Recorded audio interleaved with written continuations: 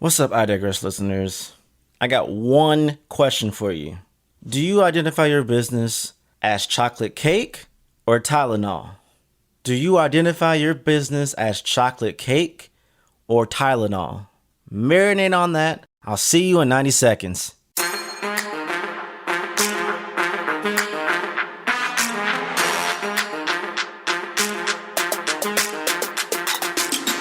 Hey, I Digress listeners, we did it!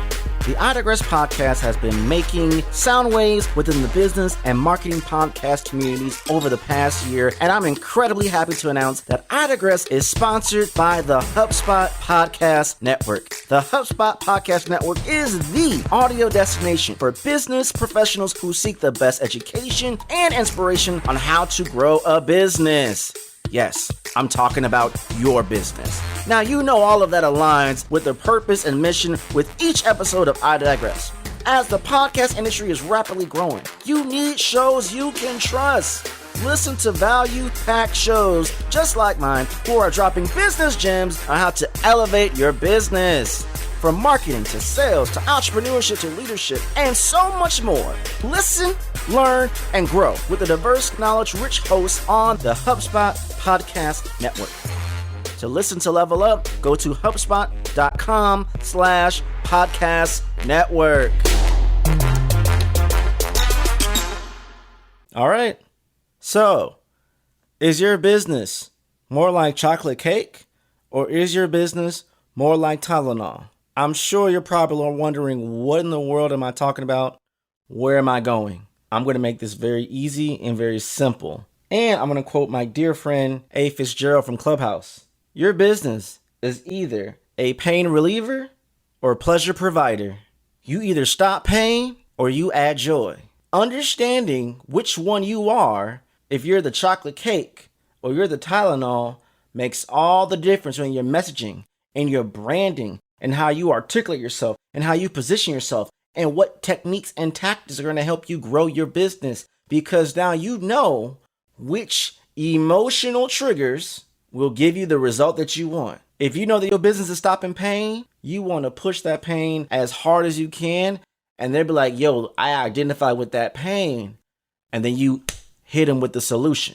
On the other end of the stick, if you're creating joy, you want to make that joy feel so well that they are like, oh my goodness, I see it. I want to be happy. It's going to take away all the pain.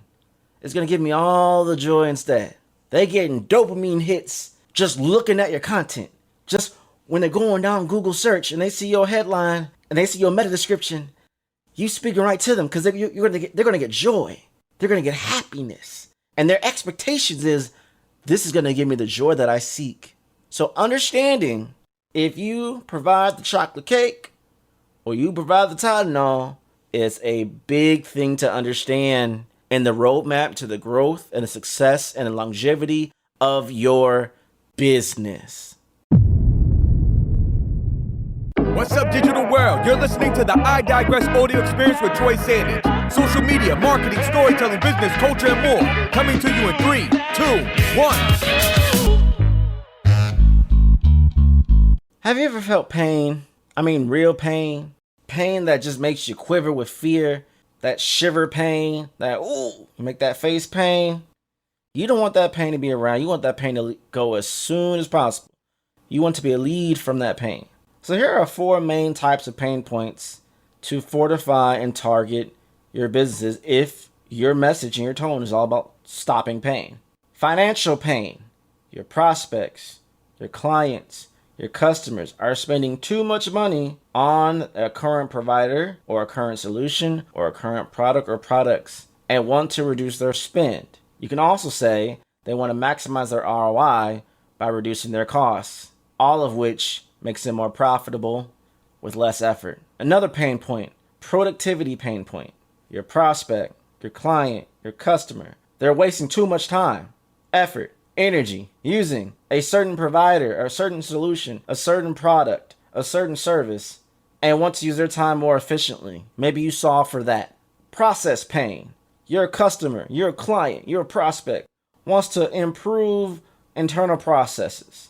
And your product, your service allows for that process to be more systematized. And lastly, support pain. Those clients of yours, those customers of yours, those prospects of yours aren't receiving the support they're getting from the current provider or service or product at various stages, maybe even critical stages of their customer journey or sales process or marketing process. Insert whatever. And you solve and you add support to solve that pain point.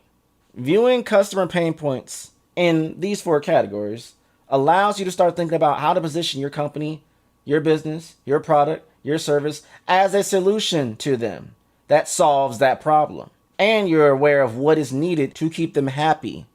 Again, as a growth marketing strategist, do not be confused. I'm not here to make you be viral. I'm here to be successful long term.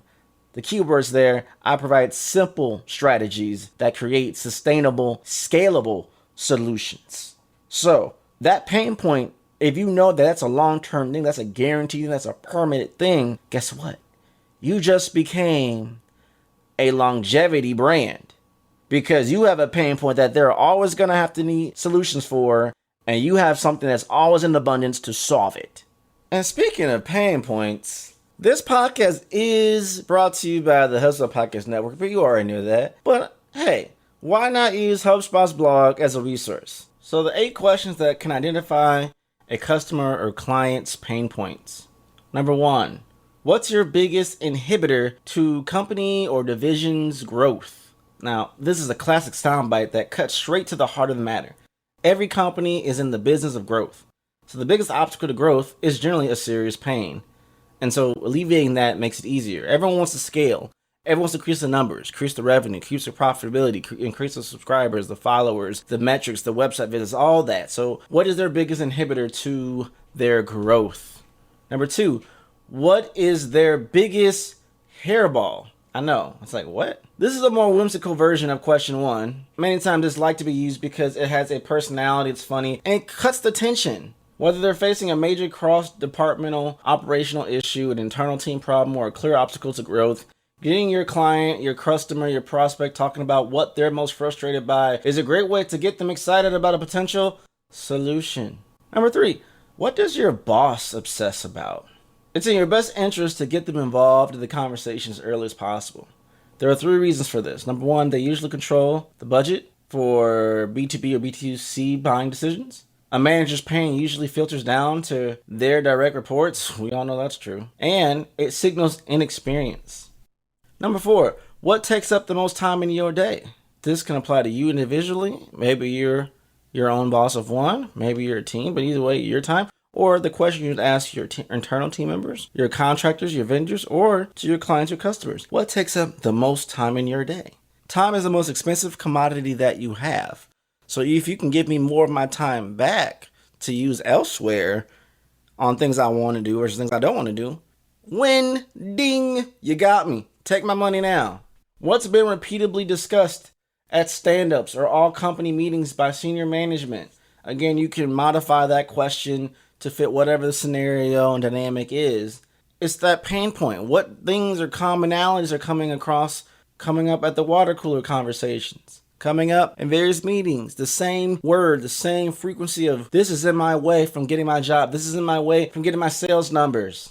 The next one, number 6, what are your gripes? This might seem petty, but the responses you'll earn with this question can be extremely telling. What begins as a complaint can turn into something much more deeper than that. And some of these gripes are laughable at best, maybe lighthearted, but some of them can lead to something more deeper.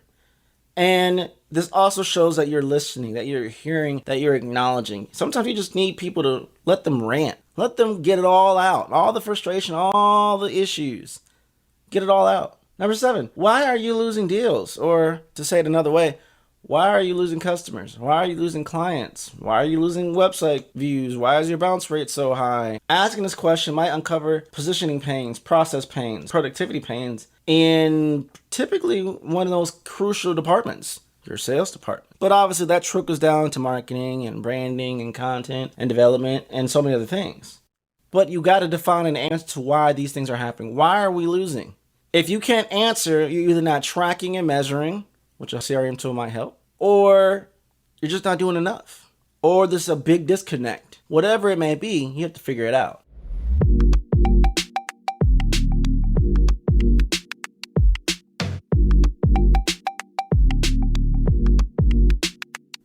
Okay, I digress, listeners. I know I'm not the only one who's like, hashtag the struggle is real when you're trying to grow your business, increase your sales, and expand your network. And it all comes down to those vital details. I'm talking about names, emails, titles, vendors, clients, customers, and those crucial touch points referenced from past conversations. Luckily, there is a tool that readily provides the information we need to reference to keep us on track and be on our A game to get the job done. As you all know, I'm all about eliminating complexity from the business equation to create simple pathways to move your business forward. HubSpot has done that with their CRM tool, which stands for Customer Relationship Management. Instead of having your notes, conversations, data, and follow-ups all disjointed, use HubSpot CRM to create unparalleled alignment within your business to provide better customer service, amp up the quality of your sales conversations, and generate more business knowing you have the best all-around CRM platform at your disposal that can grow with you. Imagine having a live chat on your website to talk to prospects on the fly, or creating personalized content for customizable experiences. Best of all, they have a supportive community and flexible pricing that fits your needs and your budget. Learn more about how you can scale your company without scaling complexity using HubSpot CRM at HubSpot.com.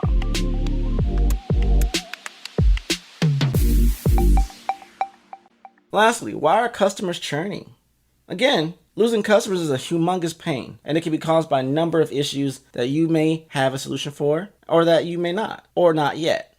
This is another question that can give you really good insight into how their business operates, what challenges they may be facing, and what kinks in the chain may be prohibiting growth. So another thing I want to echo in the article that I love so much are the 3 tips for addressing business pain. Ready? 1, 2, 3. Number 1, use your prospect's language when talking about pain. This is a psychological technique that can go a long way in building trust with your prospect. Instead of trying to appear impressive by relying on jargon only your colleagues would understand, show your prospect, show your customer, show your client that you take them seriously by using their language and terminology. Leverage language to launch. You remember leads? In the same way, leverage the language to launch. You want to understand their language, to talk in their language, to win them through their language. Find out who's empowered to solve the pain.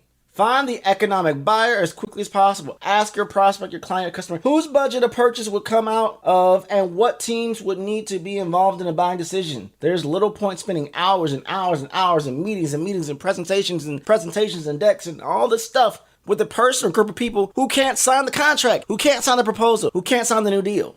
Come on, y'all. Sales 101. Number 3, identify additional key stakeholders as early as possible. If you're selling to multiple teams and one team has completely different priorities than another, you need to know early.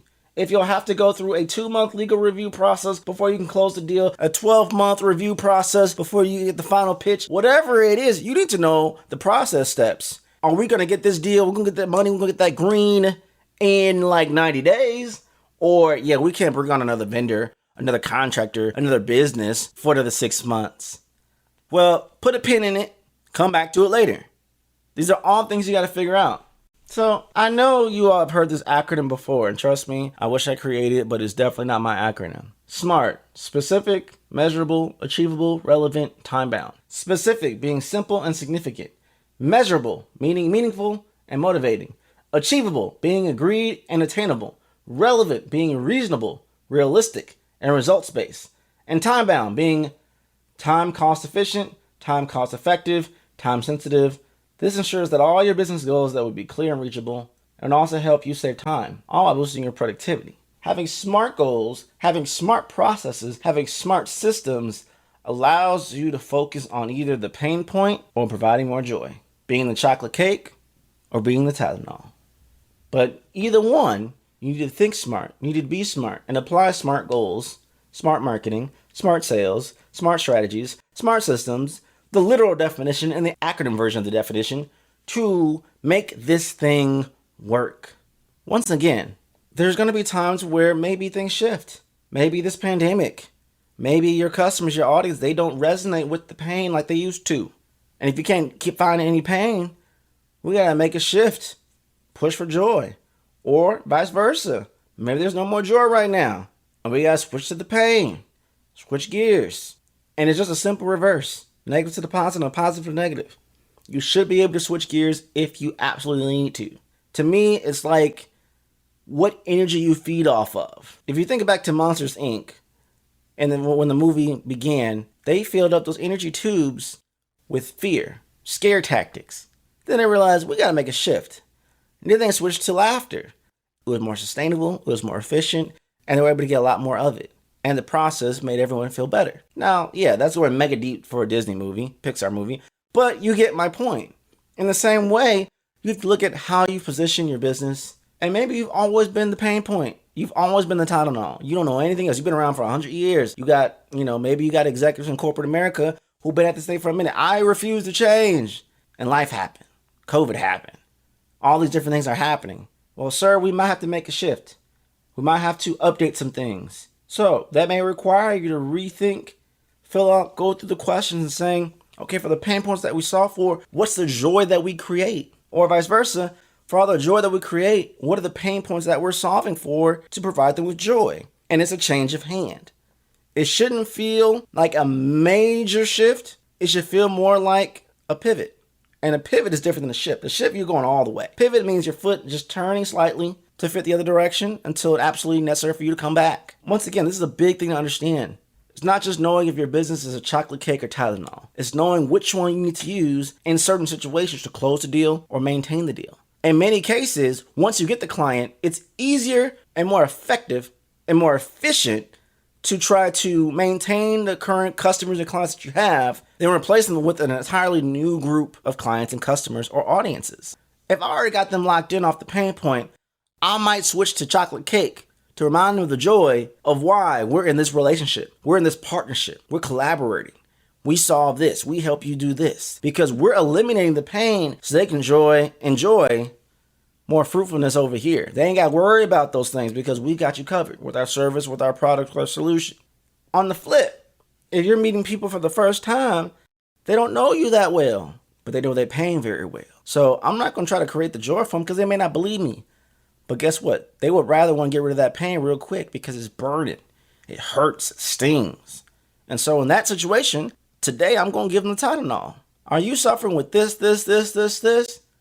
Do you not have time for this? Do you wish you had this, but you can't because of this? Well, we got you covered with this. And this can do that.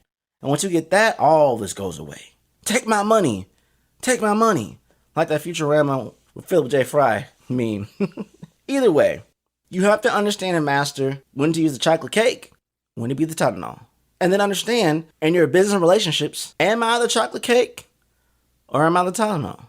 And you can interchange whichever one needs to be at that time in the customer's journey, in the client's journey, in the prospect's journey, in your own journey, in your own messaging, in your own branding, and how you market on your website. A/B tests. One all pain, one all joy. One Tylenol, one chocolate cake. Do a lot of these different things and you'll discover what lands, what doesn't land. And one thing I want to echo really quickly here, language matters. Leverage language to launch. This is very key, very critical, very essential to determine what, when, where, why, and how to deliver these things for such things to occur and the desirable outcomes that you would like to have. This is coming from a marketing perspective, a sales perspective, an overall business perspective. Think about those things. Be smart, give people chocolate cake when they need to, give people Tylenol when they need to, and keep it moving. Language is key to making this work. Language is key to articulating your thoughts in the right way, with the right time, with the right channels to convert.